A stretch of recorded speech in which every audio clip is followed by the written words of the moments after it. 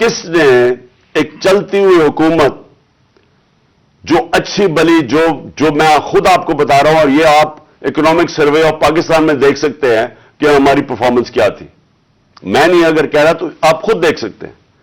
اس حکومت کو سازش کر کے، بیرونی سازش کا حصہ بن کے کون ذمہ دار تھا اس کا؟ اس کا ایک آدمی ذمہ دار ہے، اس کا نام ہے جنرل باجوہ. میں اس کے خلاف اس لیے نہیں بات کرتا تھا، آرمی چیف تھے. آرمی چیف کے خلاف آپ کیوں نہیں بات کر سکتے؟ کیونکہ فوج کے اوپر فوج کو برا نام نہ آئے. ہم سب سمجھتے ہیں کہ اس ملک کو، جو میری طرح کے لوگ، آزاد ذہن کے لوگ ہیں، ہم تو اپنی فوج کو چاہتے ہیں مضبوط ہو. ہماری تو ساری پوری کوشش ہے کہ مضبوط فوج ہو تاکہ ہم آزاد ملک رہ سکیں. تو اس لیے ہم چپ کر کے بیٹھے رہے اور یہ سارے تماشے دیکھتے رہے کہ کیسے سازشیں ہوئیں، کیسے لوگوں کو بتایا گیا. میں آپ کے سامنے ذرا ایک چھوٹی سی کلپ دکھانا چاہتا ہوں کہ اگر آپ کو کوئی شک ہے کہ ہوا کیا، تو پہلے تو الیکشن سے پہلے، ہماری حکومت گرانے سے پہلے، 4 نون لیگ کے جو بڑے نام ہیں انہوں نے کیا کہا. ان سے جب پوچھا گیا کہ جناب آپ نو کانفیڈنس موشن کامیاب ہو سکتی ہے اسٹیبلشمنٹ کے بغیر، اور یہ انہوں نے کہا. ذرا یہ سب اب میں چاہتا ہوں پہلے سب دیکھیں. اچھا اب آپ ایک اور کلپ دیکھیں. یہ تو تھا الیکشن سے پہلے کا.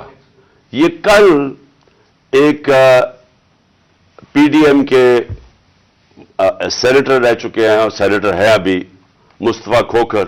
انہوں نے کل کیا کہا، ذرا پہلے یہ بھی سن لیں، دوسرا کلپ، تاکہ آپ کو پتہ چل جائے کہ ہوا کیا اس ملک کے ساتھ. تو میں یہ آپ کو اس لیے دکھا رہا ہوں کہ یہ جو ساری سازش ہوئی تھی، اس میں ہم کسی کو اور کو نہ کہیں، ایک آدمی کے فیصلہ کرتا ہے، وہ تھا آرمی چیف اس وقت کے جنرل باجوہ. انہوں نے یہ فیصلہ کیا ہمیں ہٹانے کا. کیا وجہ تھی اس کے پیچھے؟ کیا یہ سمجھتے تھے کہ واقعی شہباز شریف اور یہ اسحاق ڈار کوئی بڑے جینیسز ہیں جو آ کے ملک کو ہمارے سے بہتر چلا لیں گے؟ کیا وجہ تھی کہ انہوں نے ایک سٹنگ گورنمنٹ کو گرا دیا؟ ہمارے لوگوں کو آ کے، وہ جس طرح ابھی مصطفیٰ کھوکھر نے بتایا کہ بیپ کے ممبرز اور ایم کیو ایم کے ممبرز اور شہزان بگٹی، سب کو پتا تھا کہ یہ تو جدھر حکم ملے گا ان کو اسٹیبلشمنٹ سے، انہوں نے ادھر جانا ہے. تو ان کو ادھر جا کے بھیج دیا کہ جناب آپ جا کے ادھر چلے جائیں، اور گورنمنٹ گر گئی. تو میرا اب اگلا سوال یہ ہے، جب گورنمنٹ گر گئی اور پھر ان کو یہ چیز کا علم ہوا کہ عوام ہمارے ساتھ آگے کھڑی ہو گئی، 10 اپریل کو پبلک سڑکوں کے اوپر نکلائی، لوگوں نے ان چوروں کو ریجیکٹ کر دیا، بلکہ ہماری مقبولیت بڑھنی شروع ہو گئی. اس لیے کہ لوگ ان کی جب شکلیں لوگوں نے دیکھی، پھر سے مسلط کیا گیا ان کو عوام کے اوپر، تو لوگ ہمارے ساتھ اور جڑنا شروع ہو گئے، بڑے بڑے جلسے شروع ہو گئے. اس کے بعد الیکشن جب کروائے گئے تو الیکشن کے ریزلٹس میں اس کے باوجود کہ پوری کوشش کی گئی اسٹیٹ مشینری اس کو ان کو جتانے کے لیے، اس کے باوجود ہار گئے. قوم نے اپنا ورڈکٹ دے دیا. دوسرا الیکشن ہوا، اس میں بھی ہار گئے. لیکن مجھے جو افسوس کی بات ہے کہ بجائے ایک سمجھیں کہ جناب جنرل باجوہ آپ نے غلطی کر دی ہے، آپ کوئی عقل کل تو نہیں ہے، کھڑے انہوں نے ہمارے اوپر جو ظلم کیا ہے، جس طرح ہمارے اوپر ظلم کیا گیا، میں آپ کو یقین دلاتا ہوں کہ جنرل مشرف کے مارشل لاء میں اپوزیشن میں تھا، مجھے انہوں نے جیل میں ڈالا. میں نے کہیں اس طرح کا ظلم نہیں دیکھا جنرل مشرف کے دور پہ جو یہ جنرل باجوہ نے ہمارے پہ کروایا. ہمارے لوگوں کے اوپر دھمکیاں، ٹیلی فون سے دھمکیاں آ رہی ہیں. وہ جو ہماری حمایت کرے یا جو ہمارے ساتھ میڈیا کے لوگ ہوں، ان کے اوپر دھمکیاں. جو میڈیا ہاؤس تھا، سلمان اقبال، وہ ملک سے باہر چلا گیا. اس کے بعد صابر شاکر ملک سے باہر چلا گیا. آج موحد پیرزادہ ملک سے باہر گیا ہوا ہے اسی خوف سے. ارشد شریف، اتنی بڑی ٹریجڈی ہوئی ہے، اس کو جو دھمکیاں دی، کیا وجہ تھی اس کی؟ وہ ایک دیانتدار آدمی وہ بتا رہا تھا کہ اس ملک کے ساتھ کیا ظلم ہوا ہے، کہ اچھی بلی گورنمنٹ آپ نے گرا کے چوروں کو بٹھا دیا. تو بجائے یہ کہ کریکٹ کرنا، ہمارے اوپر ظلم شروع ہو گیا. اور ظلم کی انتہا یہ تھی کہ سوشل میڈیا کے لوگوں کو اٹھا اٹھا کے لے جاتے تھے، ان کو مار پھینٹا لگا کے تو اگلے دوسرے دن گھر واپس بھیجتے تھے، دھمکیاں دیتے تھے کہ آگے سے کیا تو یہ ہوگا.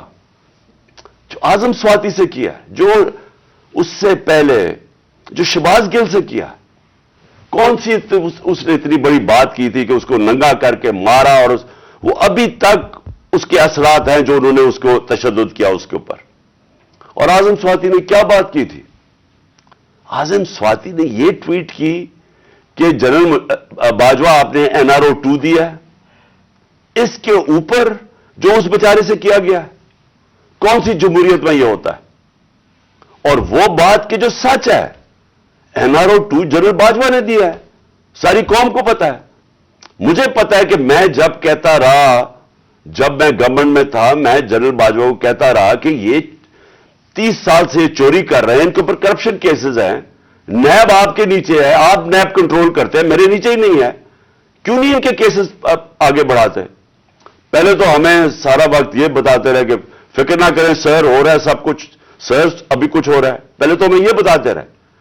آہستہ آہستہ ہمیں پتا چلا کہ ان کی تو کوئی نیت ہی نہیں ہے کرپشن کی. مجھے پھر کہنا شروع ہو گیا کہ جی آپ ملک کی اقتصادیات کو ٹھیک کریں، اکانومی کو ٹھیک کریں، بھول جائیں اس کو، یہ اکاؤنٹیبلٹی کو. کبھی کوئی مہذب معاشرہ یہ اجازت دیتا ہے کہ بڑے بڑے لوگ جو اربوں روپے کی چوری کریں، آپ کہ ان کو بھول جائیں، ان کو NRO دے دیں، اور آپ چھوٹے چھوٹے چوروں کو پکڑنا شروع کریں اور سمجھیں کہ آپ کا ملک ترقی کر سکتا ہے؟ کیا چین پاگل ہے جنہوں نے 450 وزیروں کو جیلوں میں ڈالا ہے پچھلے چند سالوں میں؟ کیا جو پریزیڈنٹ شی جن پنگ ہے اس کو سٹیٹسمین مانا جاتا ہے، اس نے وہ کام کر دیے جو دنیا میں کسی نے کیا ہی نہیں ہے.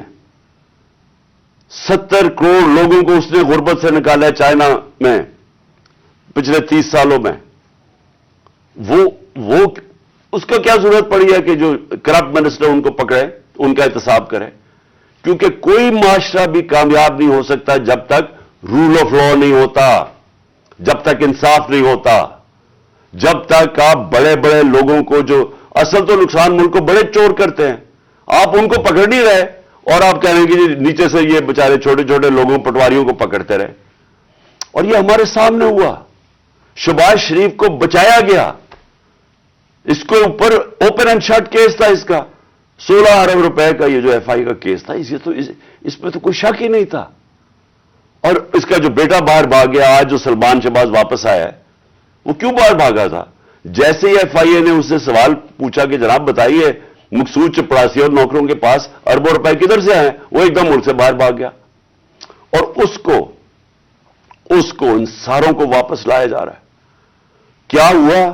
اس میں کوئی شک ہے کہ NRO 2 دے کے اس سارے ملک کا ایک جنرل مشرف نے نقصان کرایا تھا NRO 1 کا. اس ملک نے بھاری قیمت ادا کی اس کی، 4 گنا زیادہ ہمارا قرضہ چڑھایا انہوں نے 10 سالوں میں لوٹ مار کر کے. اب پھر جب ان کے اوپر کیسز تھے، 1100 ارب روپے کے کیسز ہیں، وہ انہوں نے پھر ان کو NRO 2 دلوا دیا. تو کون تھا اس کا ذمہ دار؟ کس نے یہ کیا تھا؟ جنرل باجوہ نے کیا تھا. میں آپ کو چیزیں اس کی طرف دکھانا چاہتا ہوں کہ کیسے قانون انہوں نے بنایا جس میں بچے لوگ، جس میں ہر کسی کو بچایا گیا.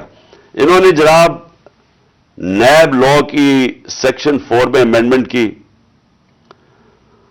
اس کے اندر یہ فیصلہ، اس کے اندر کون بچتے ہیں؟ راجہ پرویز اشرف بچ جاتے ہیں اور شاید خاقان عباسی بچ جاتے ہیں. پھر انہوں نے ایک اور کیا، بے نامی دار کی ڈیفینیشن سیکشن 5E، اس میں مریم نواز پاک ہو کے نکلائی ساری چوری سے. پھر انہوں نے سیکشن 9 جس کے اندر شہباز شریف بچ جاتے ہیں، اور جس کے اندر کہ اگر آپ کسی اور کے نام پہ، یعنی اگر آپ میں پرائم منسٹر ہوں، میں اپنے خاندان کے نام پہ چیزیں لوں تو اس کا مطلب کہ آپ جواب دہی نہیں ہیں. تو جو TT کے سارے کیسز تھے شہباز شریف کے، وہ اس سے پاک ہو گیا.